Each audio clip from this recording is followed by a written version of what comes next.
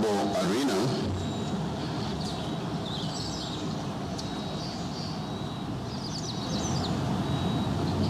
$154,828 people have died of coronavirus. Fortunately, 581,182 have recovered. As we continue to fight against this disease, I want to emphasize the issues that I have said, including hygiene, washing your hands, and all the other practices that we have said. But I also want to add and emphasize the importance of nutrition, hydration, and physical activity. The experience we are having is that nutrition, hydration, and physical activity increase our immunity, and therefore people are able to overcome the disease better. Consumption of a healthy diet and engaging in regular physical activities helps to strengthen our immune systems, lower the risk of chronic illness and infectious diseases, and also speed up recovery from illnesses. While on this, I must say that we have noted with serious concern about the non-factual food and nutrition information going around on social media on the healing effects of certain foods or drinks. This is not the time to confuse our people or to engage in publicity theatrics. While we encourage acts of charity, we advise Kenyans to get factual public health information from credible sources, such as professional healthcare providers, the Ministry of Health, and the World Health Organization websites. Fellow Kenyans, the extraordinary times we are living in demand extraordinary sacrifices, understanding and awareness from each and every one of us. Our common heritage as a people is under immense threat, and our limits as a society is being tested to its core. I have said this before, that this is the time for all of us to fight from the same side. If we do not do that, this virus will get the better of us. The measures we have so far put in place, which include the targeted mass testing, offer an opportunity to effectively fight this war. And we fight together, not against each other. To our brothers and sisters in quarantine and isolation centers, we know what you are going through. Most of you have kept the promise, except for a few who have wavered. Everybody is being called upon to make a little sacrifice. It is much better to be counted as among those who helped keep COVID-19 at bay than to be counted as the inconsiderate few who have failed to appreciate the danger that this pandemic presents. What is required is a little bit more patience, sacrifice, and understanding from you, your families, friends, and Kenyans at large. We are also aware that within the same institutions, a number of people are going to the extent of offering bribes to get out of quarantine facilities. This is wrong. I am aware, for example, that in the county of Mandela, there are people, and this has been confirmed to me by the governor, that there are people who bribe their way out of quarantine. Both those who did that and those who let them off will face the full force of the law. We are aware that there has been administrative lapses which have been raised. We have listened and we have heard. The National Emergency Response Committee is fully appraised and is responding to those concerns. There is room for improvement in management of quarantine facilities to ensure that the sacrifices being made are meaningful. We have issued the requisite directives, and we shall be moving around to ensure that every concern raised is addressed and your role in containing this virus is acknowledged and appreciated accordingly. On a related matter, I have said time and again that the public needs to be alert to the proliferation of fake news on COVID-19 virus. We have also noted that there are people who are not complying with the movement restrictions in and out of counties and even from neighboring countries. On this, I want to caution truck drivers who are informed are smuggling people from one restricted area to another. I want to tell such irresponsible persons that they are lowering back our efforts to fight this disease. The enforcement agencies are there to deal with these issues, not to become participants in it. I am informed, for example, and this illustrates exactly what we are saying. The governor of Homa Bay informed me this morning of a group of people who traveled from Nairobi in a private vehicle, pretending that they were attending a funeral, fully equipped with an empty coffin, to illustrate that indeed that they were mourners. Those people traveled all the way from Nairobi during this period when we have stopped movement from Nairobi. They managed to come from Nairobi, traveled all the way to Homa Bay, and thanks to the Homa Bay authority, governor's authority, and administration, somebody got suspicious, and on opening the coffin, obviously found out what I am now informing you. They were immediately put in quarantine, and today I can confirm that the driver is positive. This is what we are talking about. This person has now taken the disease to Homa Bay, where we have now tested the first positive case in Homa Bay. Ladies and gentlemen, this is what I am telling Kenyans, that until and unless we become self-disciplined, this disease is going to finish us. Somebody has now exported the disease to Homa Bay. Why? For very selfish reasons. I am even told that in the vehicle are some very respectable individuals. So, I just want to reiterate once again the importance of maintaining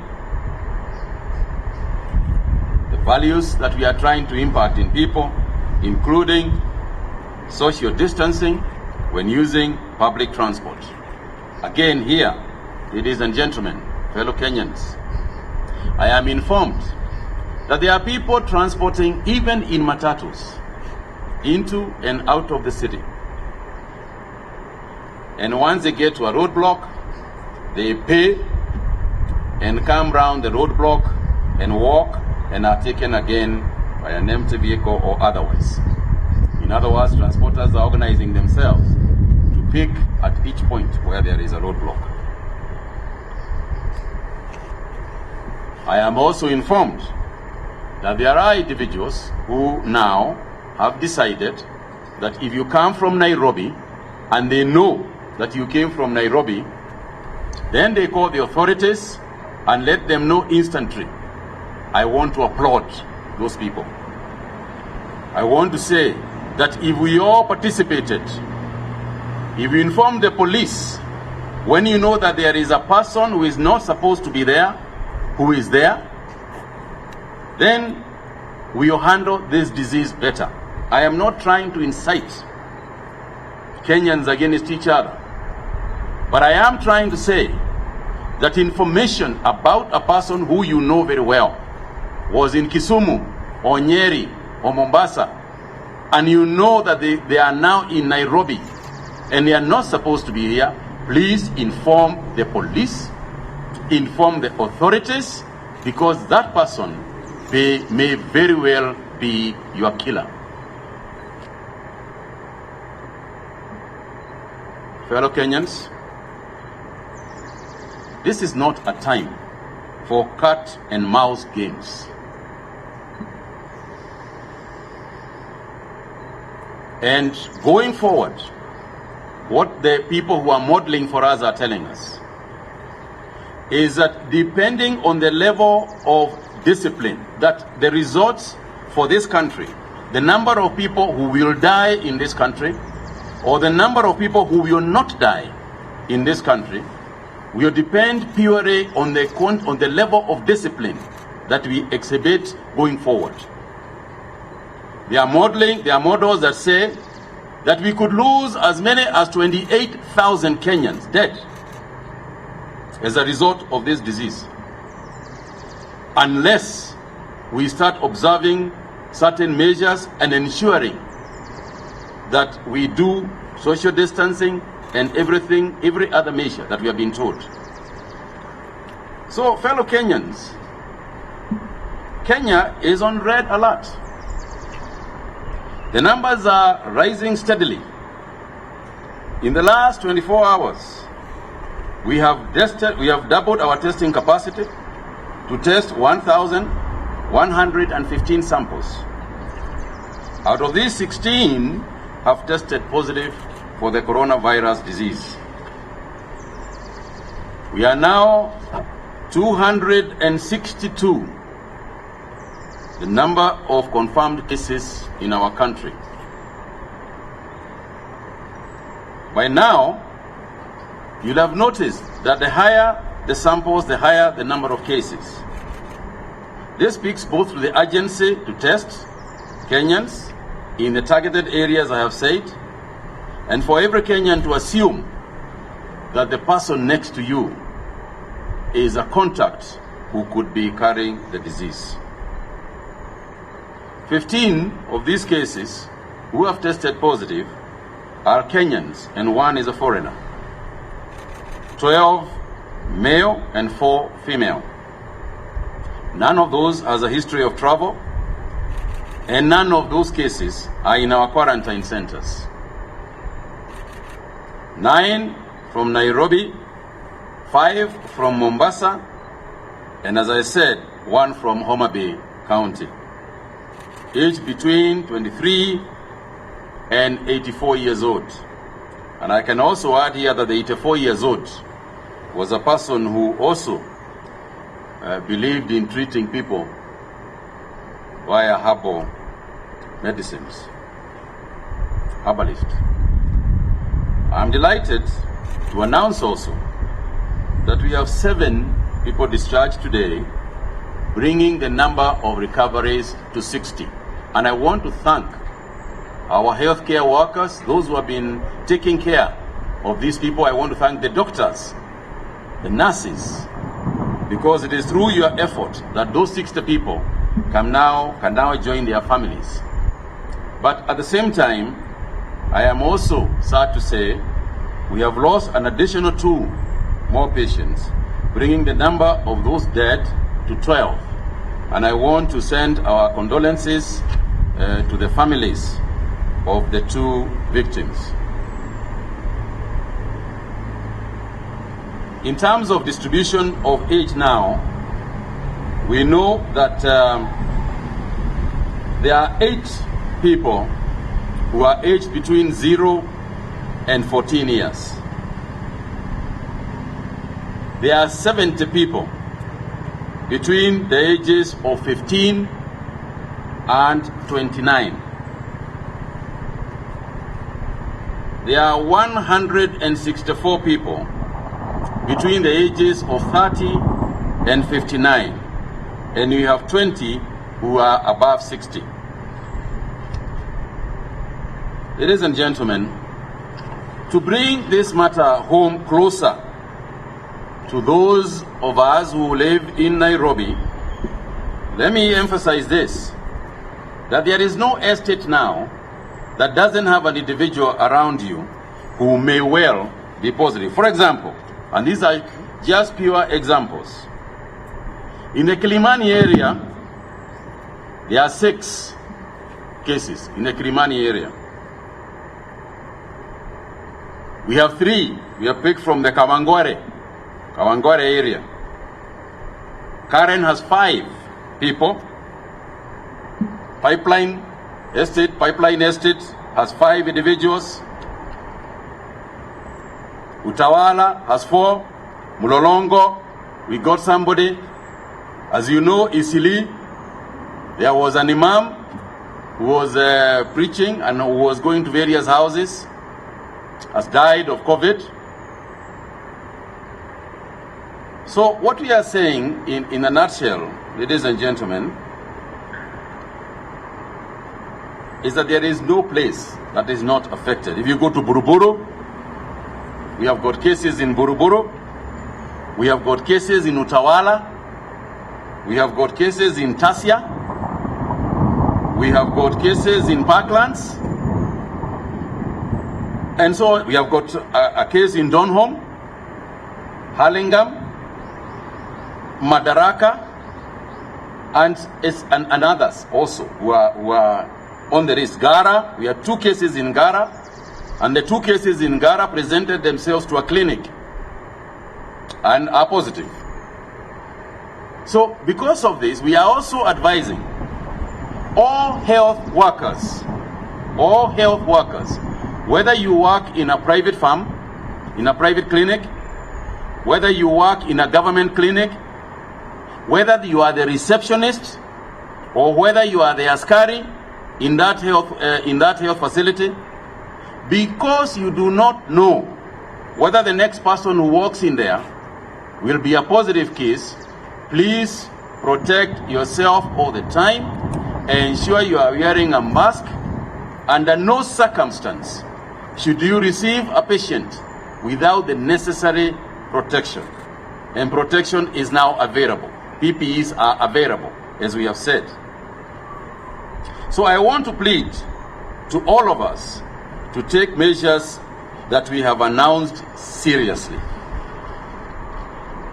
Let's take what we are saying seriously, because what I do know is that if we do so, we can be a perfect example of a people living in harmony and a people who have defeated what others in the world have been unable to defeat.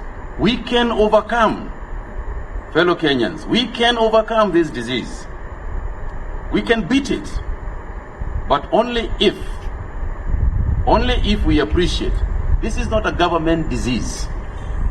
This is your disease, and this is my disease. If we appreciate that, then we can and should overcome. Thank you very much.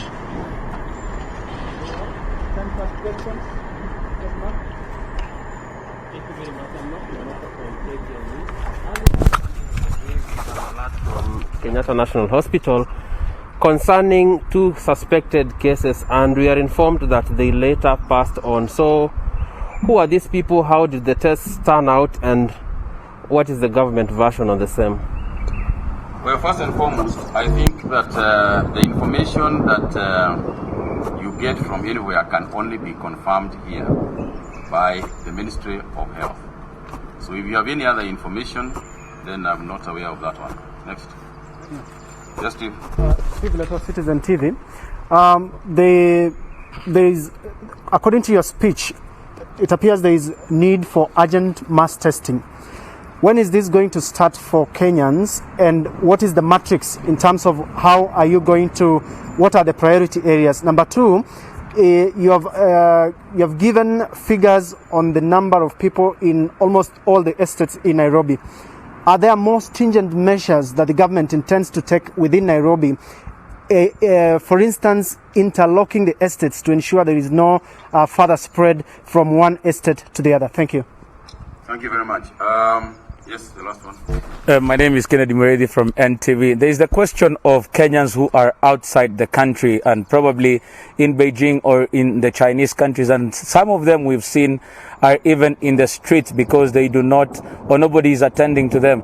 Is the Kenyan government willing to evacuate such Kenyans? Because we've actually even seen a tweet saying that they will be evacuated at their own cost.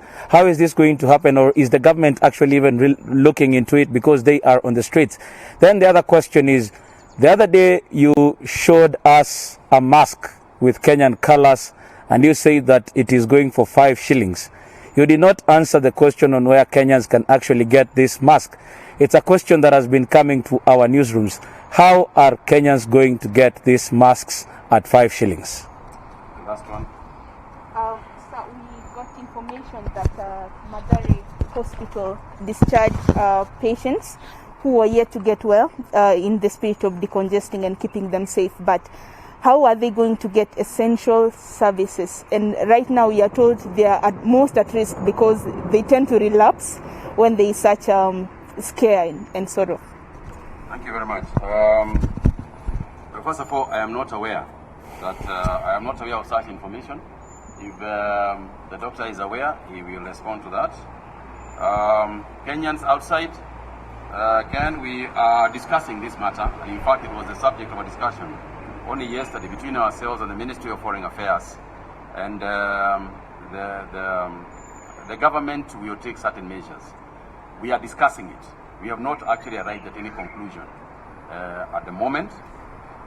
Essentially because of the state of affairs, there are no flights going in and out. If it's a question of evacuation, it's which countries do you evacuate from? Which ones do you leave out? There are all these questions to be answered. On the issue of the mask, the 5 bob mask, well, I am actually told that the price is now 20 shillings. So you'll have to buy it at 20 shillings. You should have bought it when it was 5 bob. Where? If you see me closely, see me. There are 2 costs of price of masks. I'm told now. One of them is there is market testing. There's something called market testing. You sell something cheaply. When people get to buying it, you increase the price. It's called marketing. Now there are I believe 20 bob. You can buy a mask for 20 shillings, and we know that we are mass producing them at 20 shillings. There are also more expensive masks. The reusable ones, I'm told, are about 50 bob, but you can use it for a long time. Going forward, the stringent measures that we can take, Steve. I don't know why people would want the government to tell them what to do to save themselves. Because, Steve, we have told people don't live out of Nairobi. Stay in Nairobi. We have people going out of Nairobi? Yes. We are telling people stay at home.